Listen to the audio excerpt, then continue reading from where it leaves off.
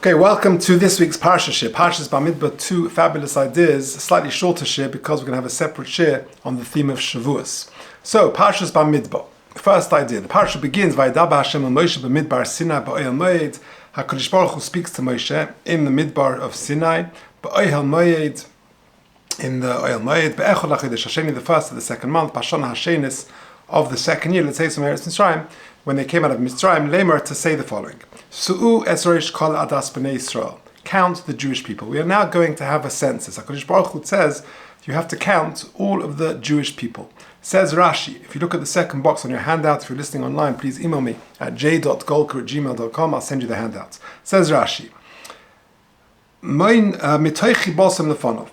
of Klal Yisrael's preciousness, HaKadosh Baruch Hu, he counts them at all times. When they came out of Egypt, he counted them. And when Klal Yisrael, some of Klal Yisrael fell at the golden calf, at the sin of the Egel, he counted them, to determine, to work out the number that remained. And then, now, with the Mishkan, he wanted to rest his Shechina, his divine presence, on Klal Yisrael, he counted them again. How so? Be'echad b'Nisan hukam Mishkan. On the first of Nisan, the Mishkan was erected. Uve'echad be'Iyar, and on the first of Iyar, Mena'am, he counted them. Why wait 30 days? Why not count them straight away, just by the way? So in the Al Scroll Chumash, he brings a footnote quoting the Biurei Maharai and the Imre Shefer, who says something very interesting. Whenever it comes to sort of Mokum Kavua, a place of residence, in Halach it only has permanence after 30 days. And therefore, only after Kodesh Baruch Hu demonstrated his love for Klal Yisrael by showing them that he had made this Mishkan, and it was now a permanent abode, i.e. it was 30 days old, then he counted them. So it was that demonstration that it was the permanence of the Shechina residing amongst them, which is 30 days after it was actually set up. Okay, now, indeed, that is why the Sefer, the whole of Sefer Bamidbar, takes the name Sefer HaPekudim because of the counts of the Jewish people. We know that each of the Sfarim has a different name. Bereshis is Sefer HaYoshar, Shmos is Sefer HaGeula, Vayikra is Toras Kohanim, this is Sefer Pekudim, and then Mishnah Torah for Devarim. So it gives it its name. The counting of the Jewish people is so central, and we discussed it in previous Parsha Shiur and Bamidbar, what is so essential about counting. But either way, it's called Sefer HaPekudim. But the question is, why use the word Pekudim? There are lots of different words to count. Lisbar, Limnois. Why do we dafka use Sefer HaPekudim? So I came across the following very beautiful idea that I first heard from Rabbi Yisrael Besser. He says something very interesting. The word Pekoid, with the roots of Pei, Kuf, Dalad, can mean different things. And in fact, seemingly three very different random things. For example, Pokad could refer to remembering. V'Hashem Pokad es Sarah. HaKadosh Baruch Hu remembered Sarah, that she was barren, and gave her a child. Then the Pasuk says with Yosef, I've got it on the second bullet point on paragraph 1.1, Vayome Yosef el Ochav Anochi Meis, at the end of Yosef's life, at the very end of Sefer Bereshis, Yosef tells his brothers that he is going to die. Velukim Pokoid Yifkoid Eschem. And HaKadosh Baruch Hu will remember you, Vehel Eschem in Haaretz, Hazois, he'll take you out of Mitzrayim, El Haaretz Hashem Nishbal Avram Yitzchak Yaakov, and he'll go back to Eretz Yisrael. So you see that Pokoid can mean to remember. Or Pokoid could mean to appoint. So for example, in Megillas Esther, in the second parak, it says, Vayafgeit HaMelech Pekidim B'chol Medinos Malchusai. He appointed ministers, agents across all of the countries. So you see that it could mean to appoint. And third explanation of what Pokoid could mean is to mean like a void, to be missing. So for example, in the Haftarah of Mocha Chodesh, and Shmuel Aleph and Perek Chof, where the very first pasuk of that Haftarah, we say, Vayomer lo Yohanason Mocha Chodesh, v'nifgadeto ki Pokoid Moshavecha. When Yonason had this plan with David HaMelech, that David will be missing, ki Pokoid Moshavecha, there'll be a vacant, empty seat where you normally sit. So you see that Pokoid means seemingly different things. Either Vashem Pokad is to remember, or Pokoid Yivkoid, or Vayafgeit HaMelech Pekidim, to appoint, or to refer to missing, like with Mocha Chodesh, V'nifgadeto However, they all actually are rooted in the same idea. The idea is, if you think about it, the common denominator is that every Jew counts. So either it's because HaKadosh Baruch Hu remembers us, Hashem Pokad Esora, Pokad Yifgoid, the whole of Klal Yisrael, or we're appointed to some sort of mission, or if you're not there, then you're missing. There's a lack, there's a void. So you see really the common denominator between all the different meanings of Pokad is that every Jew counts, that every person has a role to play. This time last year, one of the famous Chabad personalities, Moshe Kotlarsky, passed away. He was a very important person in the world of Chabad. He was the head of the global Shluchim network, and therefore he impacted the Shluchim and their families and their communities, not hundreds but thousands of them, and the impact that he therefore had was inestimable. And he was a very, by all accounts, a very remarkable person. Anyway, this time last year, the story went round after he passed away of a famous story, but let me share it with you because I think it brings out this point very much. That many years ago, the Lubavitcher Rebbe called up Moshe Kotlarsky and said, "You've got to go to Curacao." Here in England, we call it Curacao. I think in America, they call it Curacao. But Curacao is a very small Caribbean island. If you go to South America, you go to Panama, and then you head east into the Caribbean Ocean, into the Caribbean islands there. The Curacao is a very small Caribbean island. It was made famous for us in Klal Yisrael during the Second World War with the famous escape of the Mir Yeshiva. Anyway, they got permit entries from Curacao, via Curacao.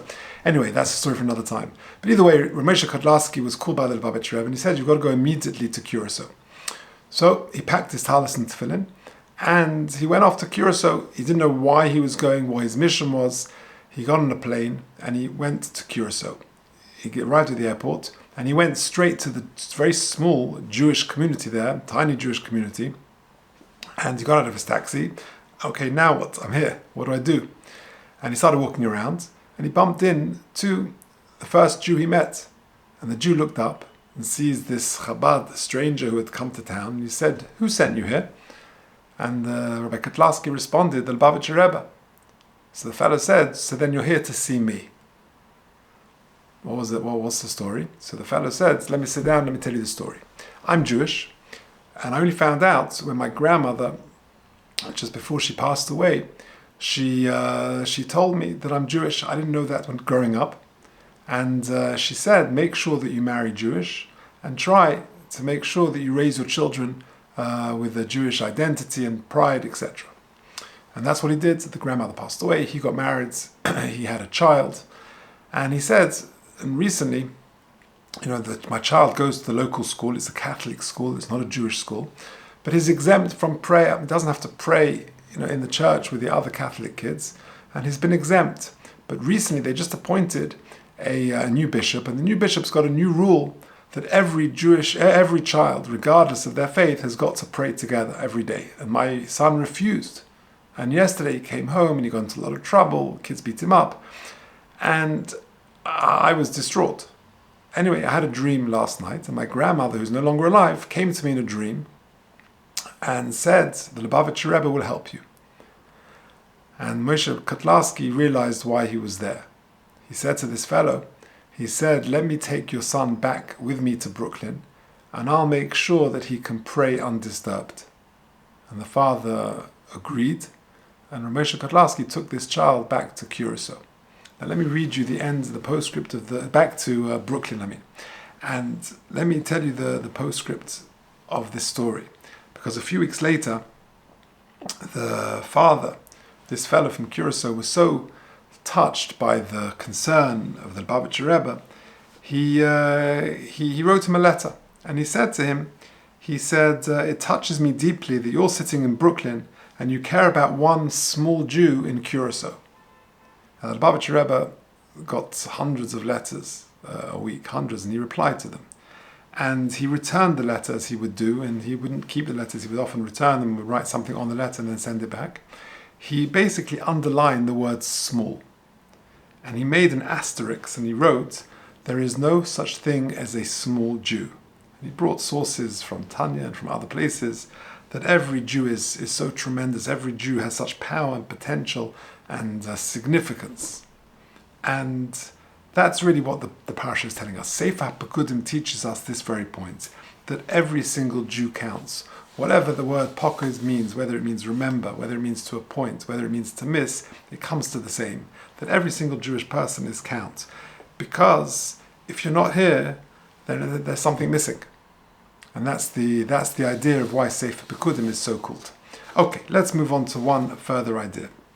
If you look at the bottom box on the handout, the Parsha says in Perek Gimel, Ve'ela told us Aaron and Moshe b'yom diba Hashem es Moshe b'har Sinai. Ve'ela told us Aaron and Moshe. These are the generations of Aaron and Moshe. Says Rashi, Ve'ena mazkir el bnei Aaron. But it only mentions the sons of Aaron. It doesn't list Moshe's children. And yet, they're called the Toldos of Aaron and of Moshe. How so?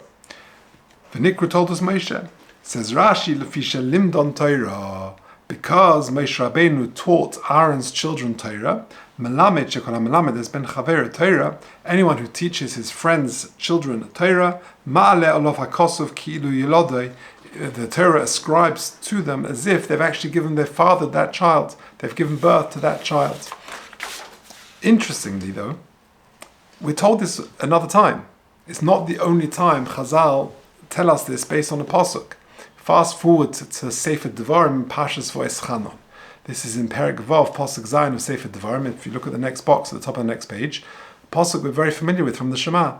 V'shinantom levonecha v'dibarto bam, says Rashi on Parshas V'eschanon, when it says V'shinantom levonecha, elu hatalmidim, that refers to students. Says Rashi, Motzinu b'chol makom she'atalmidim kruim bonim, because we find in many places that students are called bonim, shenema bonim atem l'Hashem Elokeichem, or chashem she'talmidim kruim bonim, kach harav kari'av, and therefore the converse is also true, that just like a Talmud is called a child, well so too the Rabbi is called a father, like it says in Melachim Beis, shnema ovi rechav Yisrael. Fine. But the question is, why do we need two sources to teach that if you teach a friend's son Torah, it's as if you gave birth to him? Surely one limud is enough. So I heard the following idea from Rabbi Hartman, my dear colleague. He said the following: Parshas Bamidbar, this week's Sedra, teaches the rule that if you teach your friend's son Torah, it's as if it's as if you've given birth to him.